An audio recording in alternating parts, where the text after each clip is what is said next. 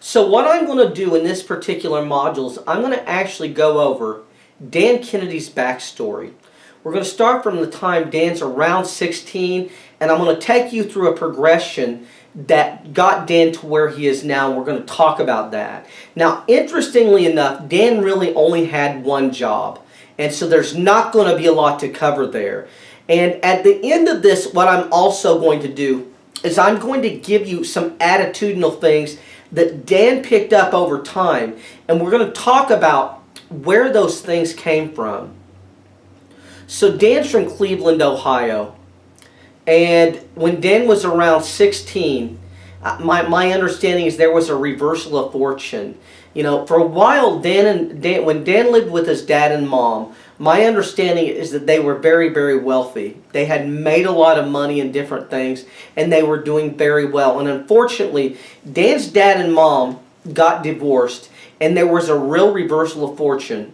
Dan was living with his dad, and they did not have much money at all. They were both selling Amway, and they were sharing a car. And things were not going very well. And while Dan was in high school, he actually entered a contest, a Beat the Control contest for Gary Halbert. At the time, Gary Halbert was the biggest business owner in Bath, Ohio. He had a company that was doing millions of dollars, and they had a Beat the Control contest. Dan entered that contest, and he won $500. Now, a Beat the Control contest is where when you're running advertisements, you have a control piece that does very, very well. That's your best ad. You're constantly running ads against that to find a better piece or a better control. And Dan actually created an ad that beat Gary Halbert's control, and he won the $500. And from then on, Dan's goal was basically to write ad copy and create advertisements for business owners. That's what he wanted to do for a living. And so Dan graduated high school. He started his own in-house ad agency, and he was struggling to get any clients at all. And Dan ended up applying for a job with Sloan Stern. I'm not even sure the name of the company, but what they were was they were a book publishing company that sold books to different bookstores. And it was like an 8-state territory where you would basically be a distributor for this company. I think it was Sloan Stern and Price or something like that. But anyway, Dan applied for the job and got the job. Now this is the thing. The qualifications for the job is you had to have a dependable car, you had to have ad agency experience, and you had to have some college experience as well. And Dan had none of these three. And he completely fabricated his resume. And he talks about that a lot. He said that people do lie. And he said that when someone wants something bad enough, sometimes they will fabricate the truth to actually get that. And, you know, Dan had no college. The only agency experience he had was working with his own agency, and he really hadn't got very many clients, if any, at that point. And the car Dan had was anything but dependable. Dan knew that if he got the job and he kept it for 30 days, they would give him a company car. And the car Dan had was a car that he paid $175 for on payments. And the frame was cracked, and it was held together by wire. And Dan and his dad were actually sharing this car. And by the way, what ultimately happened, you know, Dan lived in basically a circular area. You'd pull into a circular driveway to actually park. And one winter, Dan pulled in, and then he pulled into the grass on the other side. And there was a major snowstorm. And to get the car out of the snow, they had to call a wrecker. And the wrecker came in, backed up, and hooked up to the car. And it pulled the car. Half of the car came out of the yard, and the other half of the car stayed. They ripped the car in two. So that gives you an idea of what kind of car Dan had going into this thing. And so anyway, Dan got this job as this book publisher, basically going to different bookstores and handling these house accounts. And Dan did not like this job at all. And after about 18 months, Dan quit. And he said if he didn't quit, they probably would have fired him. And Dan went back to running his own in-house ad agency. And Dan happened to live by a guy who ran a company called ESI. And I think that was Enclosure Services International. And what they sold was these industrial plastic domes. And you could put them on tennis courts, you could put them over construction sites, and it was a way to prevent the elements from getting in and messing with people while they're working and things like that. And these were very, very large structures. And Dan started writing ad copy for ESI, and they started selling a lot of enclosures. And the company grew very, very rapidly. Unfortunately, it was very, very expensive with growth, and they were looking for outside investment.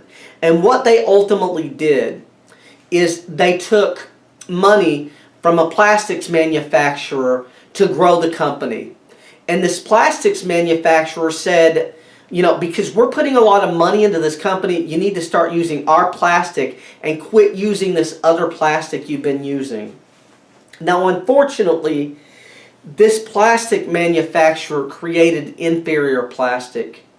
And what happened? These domes that they were creating, there was one in Texas, and it was covering $1 million worth of roses.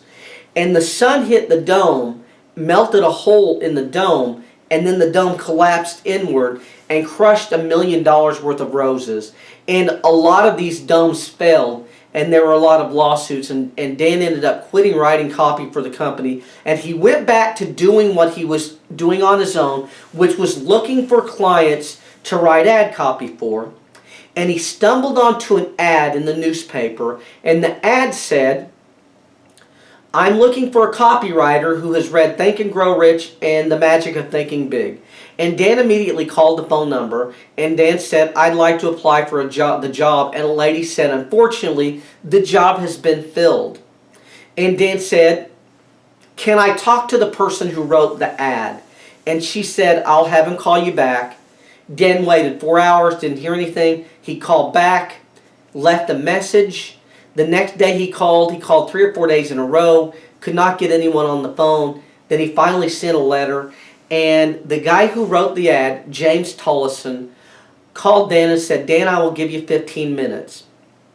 And so what I'm going to do now is I'm going to tell you James Tullison's backstory, because it's important you understand his backstory, because this here is what changes Dan's whole life. This is what puts him in the speaking business, the consulting business, the coaching business, the cassette manufacturing business.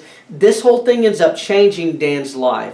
So James Tullison is originally from Alabama, and he moved from Alabama to Ohio, and he got into the car business, and he had a lot of different car lots. He at this time had one of the biggest station wagon ranches in Ohio, and they were selling a lot of cars. His whole family was involved in this business.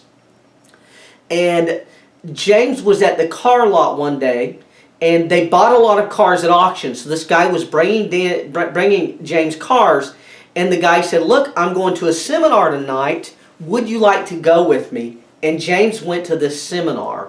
And the seminar was a Dare to Be Great seminar by Glenn Turner. And James went to the seminar, was completely mesmerized by the whole thing. I mean, you had like 1,000 people in a room, and people were lining up to give this guy $4,995. And James went to work the next day. He called everyone in for a meeting, and he said, "Guys, I'm taking a year off from this business. I'm going to make myself $1 million in the seminar business. And I'm leaving this dealership and all the car lots for you all to run." And James left the car lot business. He bought into a Dare to Be Great franchise, and in 3 years he had made $1 million. Now, the Dare to Be Great franchise was a number of things. The first thing that you got is you got a bunch of cassettes, and you could actually reproduce these. You could have your own seminars. You could sell those. It also came with a travel discount.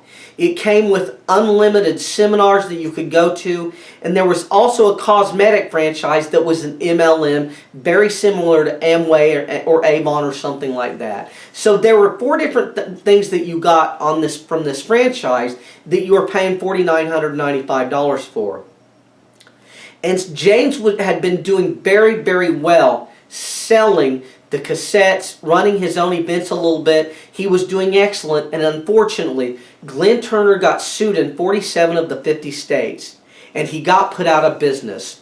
And when he got put out of business, James got put out of business because James could no longer sell that package. He could no longer run his own Dare to Be Great seminars. See, what he was doing, he was running his own events and getting paid a percentage of the people of the money that he was bringing in for the company.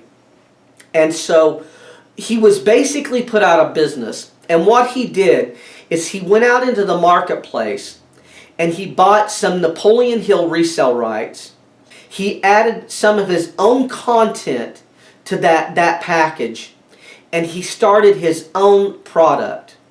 He started a product called Exciting Life. And Exciting Life was a $4,995 franchise where you got a bunch of cassettes. You got entrance into all of these seminars for free. You got this travel discount, and you got this cosmetic deal. So it was pretty much modeled right after what Glenn Turner was doing, the exact same thing. And this here's right around the time that Dan Kennedy ended up meeting James Tolleson. James was in financial trouble. He had just switched everything over. He was struggling, and he met Dan for 15 minutes, and he said, "Let's meet tomorrow for lunch." And the next day they met for lunch. And the whole time they were together, they spent 5 hours together. Dan was trying to convince James to hire him to write all of his ad copy. James was trying to convince Dan to leave his own company and come work with James.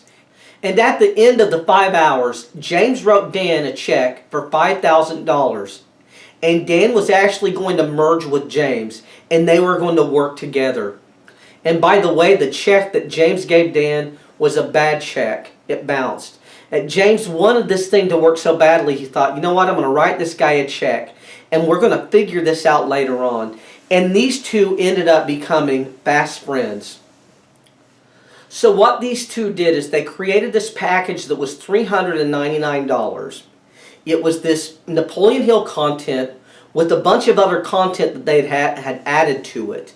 And the $399 product was a product they were going to sell on the front end to actually put people into seminars. And so what they were doing is they were selling this by mail order, and they were selling this by having many seminars all over the country. This thing took off really, really fast, and they ended up hiring a very, very large sales team. And so what this sales team was doing is they were actually going out and they were having seminars, little seminars throughout the week all over the country. And they were selling this $399 package. And the people who bought that, they would put them into a large seminar, and they would sell a $4,997 program. They were selling the Exciting Life franchise. This company was very, very huge in a short amount of time. They were doing $1 million a month. The company was doing so well. They were sending out so many cassettes every single week that on Monday morning, a FedEx truck would come and they would actually take all of the packages, and when they left with that truck, they would back another trailer up and set it in place, and the next week they would take another trailer full of cassettes out. And so they basically had seminars going on all over the country. They had sales reps selling those seminars, and they were putting people into a large seminar and selling that as well. Now the thing is, a lot of these people who were selling for them were making $20,000 a week because they were getting paid salary plus commission. And while the company was bringing in very, very large amounts of money, James Tolleson was not good with accrual or managerial accounting, and the money was going out just as fast as it was coming in. And unfortunately, shortly after they got this thing really, really taking off, sales started falling off.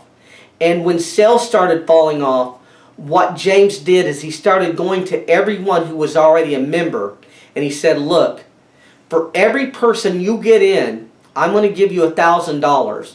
And for every person they get in, I'm going to give you another $1,000. So he turned this in to an MLM, and some people would even call it a pyramid scheme.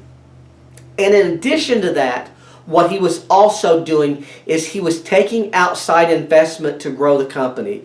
And so a lot of people would actually show up, they would run these ads, people would show up and they would give James checks for $10,000 to invest in the company.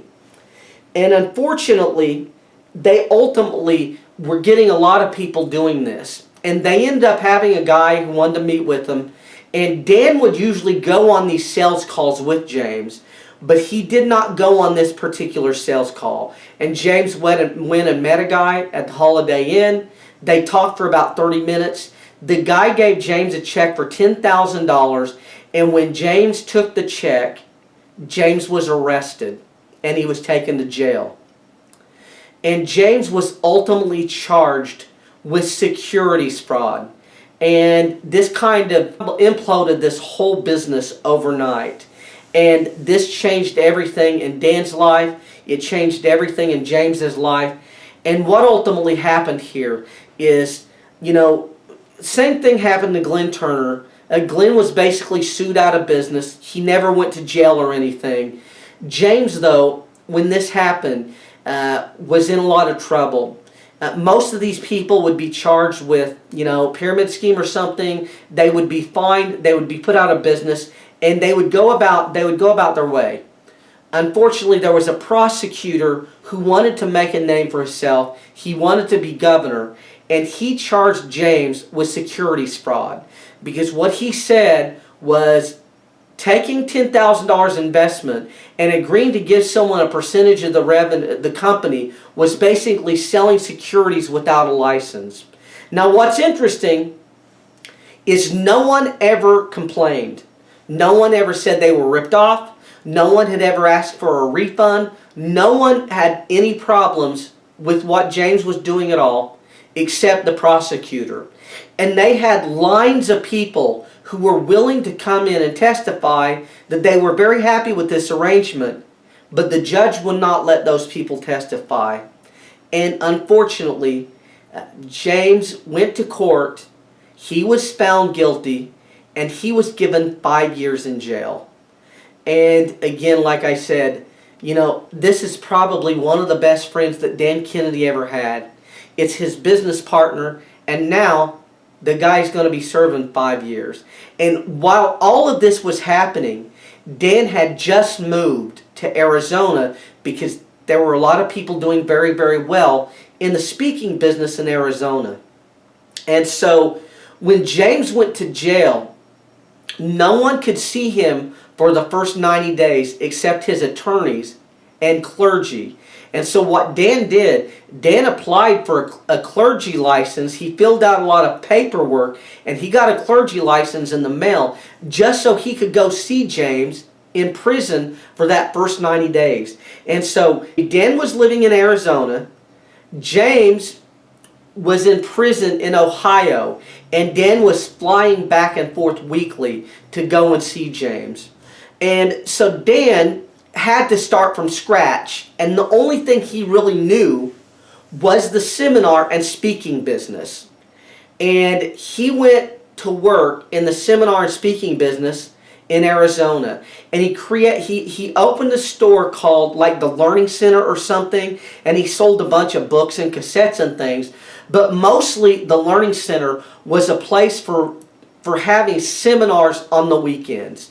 And so what Dan started doing is he started going and doing speaking Monday, Tuesday, Wednesday, and Thursday. And he would have seminars on the weekends on Friday and Saturday. And where he was speaking is he was speaking for car lots. He was speaking for real estate agents. And you got to keep in mind, in the 70s, these places all hired speakers. They had speakers come in on a daily basis about. And so Dan didn't have any problems at all finding places to speak. And what he would do, he would go in and he would speak. And he would do one of two things. He would either sell a set of cassettes, and if you bought the cassettes, you got free tickets to a seminar, or he would sell the seminar, and if you bought the tickets to the seminar, he gave you the cassettes for free. He was constantly testing this, and he was speaking Monday, Tuesday, Wednesday, and Thursday, sometimes 2 and 3 times a day. He was selling these cassettes, or he was selling the seminars, and on the weekend he was having a big seminar. And he was doing this, and while he was doing this, he was trying to raise the money to get James out of prison. And what he finally found is he found an attorney who would take the case for $50,000. And it was going to cost $50,000 for the attorney, and it was going to cost $30,000 for all the paperwork that needed to be filed. The thing is, Dan didn't have anywhere near that kind of money. And so what happened is Dan and James's brother, what they did is they started applying for credit cards. And what Dan figured out was that if you applied for credit cards, it usually took a few weeks to hit the credit reporting agencies that you had even applied for one. And so what Dan did, on a Friday, he got in his car and he drove and he hit every bank and finance company around the Phoenix area. And he got applications for 40 or 50 different credit cards. And he filled them all out over a weekend. And then Monday he went and turned all of those in. And Dan ended up getting $140,000 in credit from credit cards, from banks, household finance, all of these different companies. He amassed $140,000 in credit, and they went and they hired the attorney to get James out of jail. They paid him the $50,000. They paid the $30,000 for the paperwork. And what happened, Dan stated that the attorney flew in for the appeal, and he hooked up with an airline stewardess on the plane while he was flying in for the appeal. He went to the stewardess's house that night.